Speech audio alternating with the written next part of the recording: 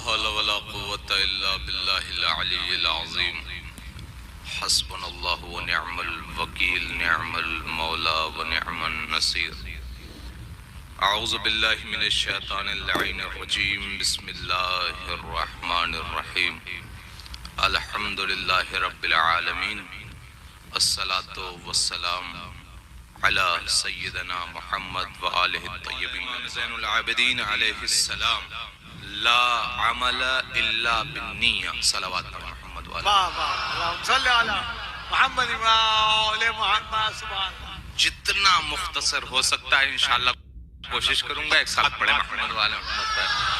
سلوات پڑھ کے مدعو تریے گا, سلوات پڑھ کے مدعو تریے گا. عزیزان محترم, استاد محترم مولانا باقر صاحب قبلہ آپ کے سامنے باقاعدہ مکمل تقریر کر چکے ہیں, اور ہمارے بزرگ مولانا ضمیر صاحب قبلہ آپ کے سامنے تشریف فرما ہے. لہٰذا ہمارے لیے بس اتنا ہی کافی ہے کہ دو بزرگوں کے بیچ میں بس دو جملے کہہ کے نکل جائیں, یہی کافی ہے. اس لیے حاضر ہو گیا کہ مولا کی مدح میں بھی شامل ہو جاؤں. مولانا کی صحت و سلامتی کے لیے ایک بلند ترین صلوات پڑھیں محمد والے. شاعر اہل بیت جناب مولانا دلکش غازی پوری صاحب میرا تشریف لے آئے. لہٰذا میں ٹائم زیادہ نہ لیتے ہوئے دو چار جملے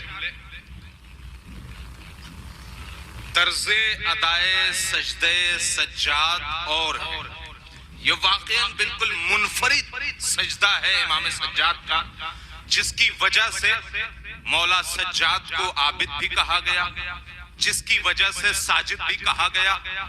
کہیں پہ ملائکہ کو عابد کہا گیا, کہیں پہ انبیاء کو ساجد کہا گیا, لیکن ملائکہ عابد تھے, انبیاء ساجد تھے.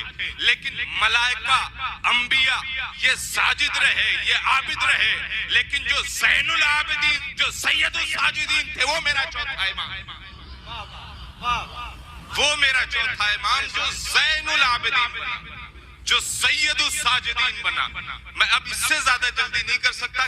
واقعاً اتنی فضیلتیں میرے مولا کی, چوتھے امام کی بے پناہ فضیلتیں جو ہم تک نہیں پہنچ پا رہی ہیں. اس کی وجہ کیا ہے کہ چوتھے امام کی فضائل اور مناقب کہ جو کربلا کے بعد امام سجاد کے ذریعے ہم تک پہنچنے تھے وہ بہت دھیرے دھیرے آہستہ آہستہ پہنچ رہے ہیں.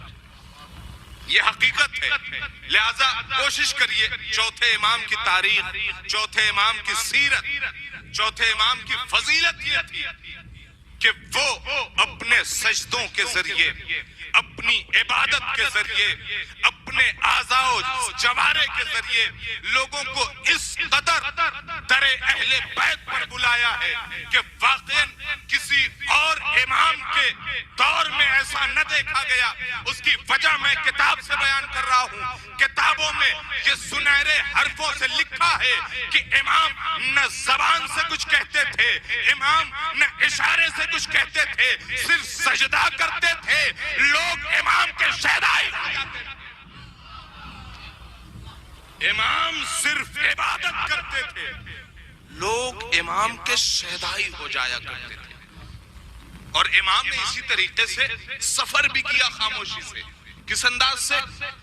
ظاہر آج کے دور میں بہت سارے قافلے ہوا کرتے, اس دور میں بھی قافلے ہوا کرتے تھے, لیکن امام اس قافلے سے نہیں جایا کرتے تھے.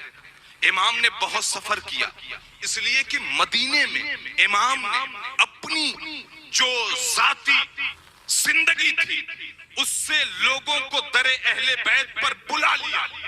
لیکن بہرحال جو مدینے کے باہر تھے وہ اہل بیت کی شان سے واقف نہیں تھے.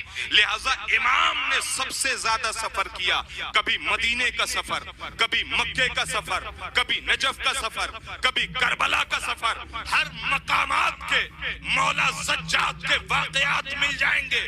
اسی واقعات میں ایک واقعہ, امام نجف میں سو رہے ہیں, بارگاہ امام نے ان کا خادم آیا، مولا آپ اپنے جد کی بارگاہ میں آ کر سو رہے ہیں۔ امام نے ایک مرتبہ بیدار ہو کر کہا کہ یہ زمین ایسی ہے کہ یہاں پر سونا بھی عبادت،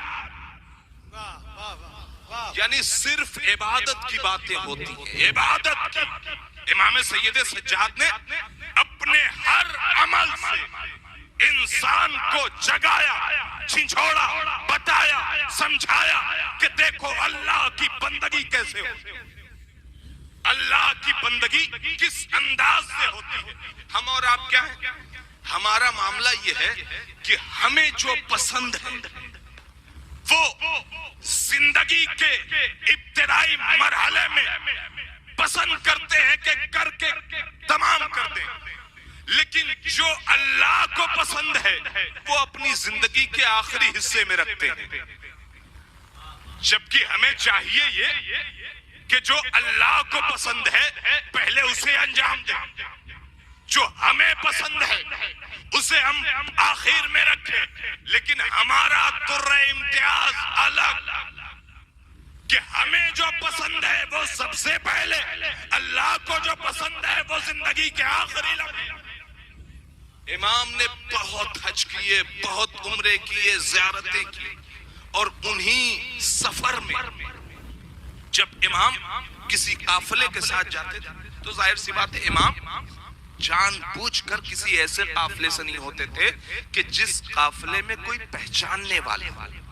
اس کی وجہ کیا ہے؟ اس کی وجہ یہ ہے کہ جب امام ایسے قافلے میں ہے جو کوئی نہیں پہچانتا تو پھر نہ پہچاننے والا ایک عام آدمی سمجھ کر مجھے ذرا سا مشکل ہے یہ کام کر دیجیے، میں ذرا سا معذور ہوں میرا بیگ اٹھا دیجیے، ذرا سا یہ مشکل ہے میری ہیلپ کر دیجیے۔ امام نے سب کی مدد کی، اور جب لوگوں کو پتا چلا کہ یہ زین العابدین ہے تو لوگ سارے قافلے کے خیموں میں تلاش کرنا شروع کیا، ارے وہ زین العابدین کہاں ہے، یہ حسین کا لال کہاں ہے، علی کا پوتا کہاں ہے۔ جب خیمے تلاش کیا، جا کر دیکھا نہ ملے، کہیں اور گئے تو اب کسی اور قافلے کی مدد کرتے نظر آ رہے۔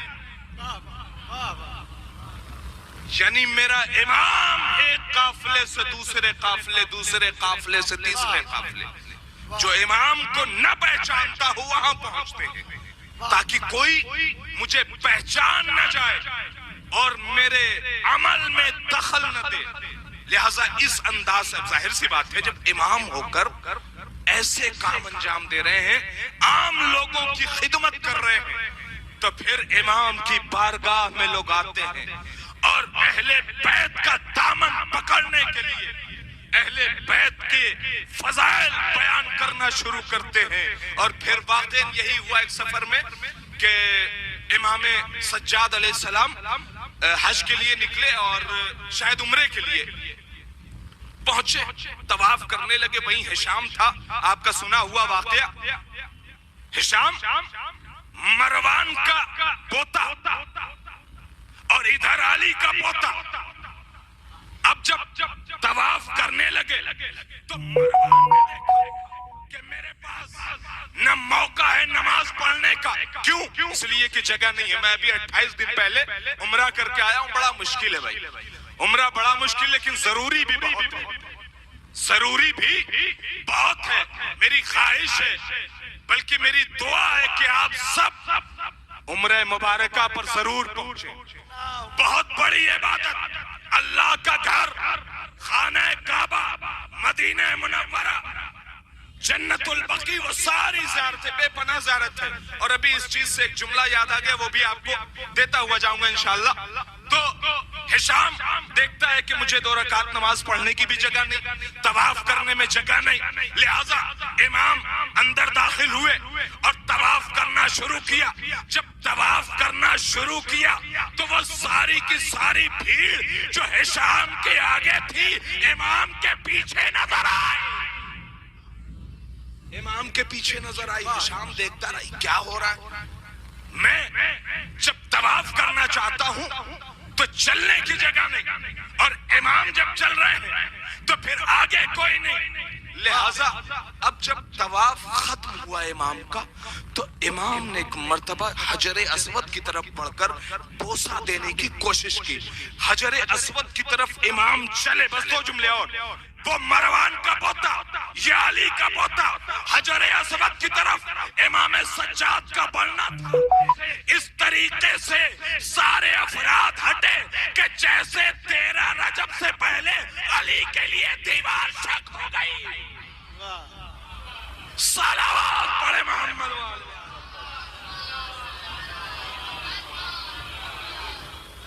لہذا امام سجاد علیہ السلام نے ہر عبادت میں لوگوں کو بتایا, بڑی خاموشی سے عبادت کی ہے امام سجاد علیہ السلام. اور ایک مرتبہ وہی جو جملہ یاد آ گیا تھا, سب کا سنا ہوا ہے, پھر بھی میں دوہرا دیتا ہوں کہ امام نماز پڑھے. عالم عبادت کیا ہے امام کا؟ ہم اور آپ عبادت کرتے ہیں تو ظاہر ہے اپنے جاب, اپنے کام, اپنے کاج, اپنے امور, اپنے فیملی, اپنے گھر والوں کے بارے میں سارے حساب و کتاب نماز میں ہو جاتے ہیں. لیکن امام کی نماز ایسے ہی منفرد نہیں ہے. سجدہ سجاد جو منفرد ہوا ہے, جو عابد اور ساجد کہلایا ہے, اس کی سب سے بڑی وجہ یہ ہے کہ امام نماز پڑھ لے. بلکہ میں شروع سے پڑھتا ہوں. شیطان اللہ سے مخاطب ہوتا ہے اور کہتا پروردگارہ تیرے کوئی ایسا بندہ نہیں بہکا نہ سکتا. پروردگار عالم نے کہا اس کرۂ ارض پر مدینے میں ایک بندہ ہے جسے نہیں بہلا سکتا. اس نے کہا اگر ایسی بات ہے تو بھیج مجھے اس جگہ پر. پروردگار عالم نے اسے بتایا کہ اس مقام پر پہنچ, وہاں پر ایک میرا بندہ ہے جو عبادت میں مصروف ہے, اور اگر اسے بہکا سکتا ہے تو بہکا دے. شیطان پہنچا, اور پہنچنے کے بعد امام سجاد علیہ السلام نماز کی حالت میں, امام نماز پڑھ رہے نہیں, غور نہیں کیا, امام سجاد نماز پڑھ رہے ہیں, امام زین العابدین نماز پڑھ رہے ہیں. امام نماز کی حالت میں شیطان اپنی الگ الگ طریقے سے, الگ الگ ڈھنگ سے امام کو چاہتا ہے کہ اپنی طرف متوجہ کرے, اللہ کی عبادت سے منحرف کر دے. لیکن جب وہ ناکام ہو گیا تو روایت کہتی ہے کہ سانپ بنا, سانپ کی شکل اختیار کی, اور اس کے بعد پائنٹی جا کر امام کے پیروں میں ڈسنے لگا, امام کے پیروں میں منہ مارنے لگا, امام کے پیروں میں مارا. دیکھا امام جیسے پہلے تھے ویسے اب بھی ہے. اب بھی جب اثر امام پر نہ ہوا تو امام کے انگوٹھے کو کاٹنا شروع کیا, سانپ کی شکل, امام کے انگوٹھے کو کاٹنا شروع کیا. یہ ہوتا ہے ہمارا ہادی, یہ ہوتا ہے ہمارا پیشوا, یہ ہوتا ہے ہمارا رہبر, یہ ہوتا ہے ہمارا لیڈر. ایسے ویسے لیڈروں کو ہم نہیں مانتے جو غار ثور میں رسول کے ہوتے ہوئے گریا کرنے لگے.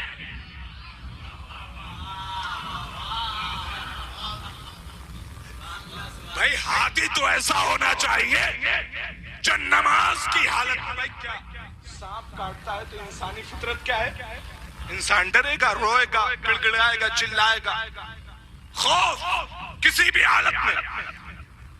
لیکن امام سجاد کی حالت یہ ہے کہ امام کے انگوٹھے کو چباتا رہا, اور امام ہے کہ اپنے سجدے کو طول دیتے رہے.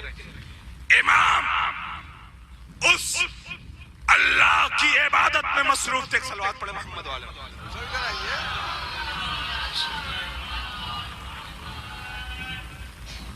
لہذا امام کی ایسی زندگی, ایسی عبادت تھی, بہت ساری چیزیں تھی. میں ادھر ادھر چلا گیا, اور ظاہر سی بات ہے مجھے پتا تھا پہلے سے بھی کہ میں اپنی بات پہ نہیں رک پاؤں گا. ایک اور صلوات پڑھے محمد والے, اس لیے کہ میں 2 منٹ کے لیے بیٹھا تھا, میرے خیال سے 10 منٹ ہو گئے. ایک صلوات پڑھے محمد والے.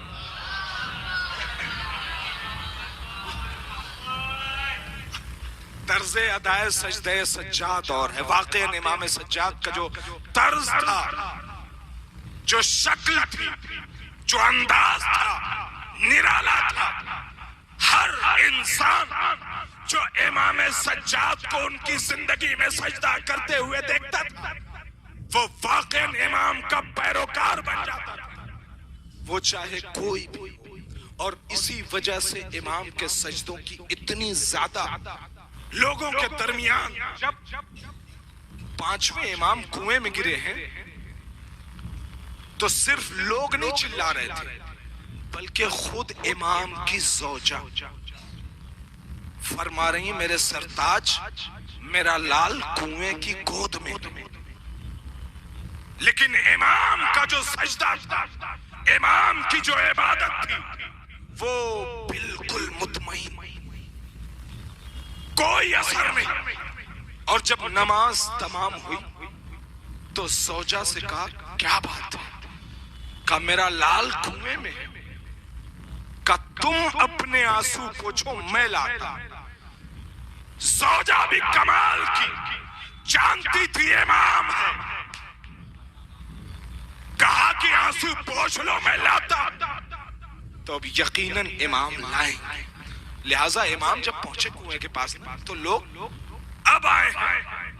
کتنی دیر ہو گئی امام کو کنویں میں گئے ہوئے، اب تک تو امام ڈوب گئے ہوں گے.